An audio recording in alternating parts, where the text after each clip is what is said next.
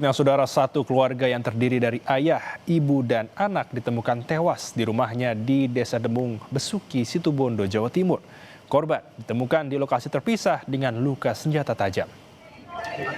Ibu dan anaknya yang berusia 20 tahun ditemukan tewas di dalam kamarnya. Sementara sang ayah ditemukan tewas di kamar mandi. Polisi yang datang ke lokasi langsung memasang garis polisi dan melakukan olah tempat kejadian perkara. Jenazah ketiga korban dibawa ke rumah sakit untuk diotopsi. Pihak keluarga berharap polisi bisa mengungkap kasus dugaan pembunuhan satu keluarga ini.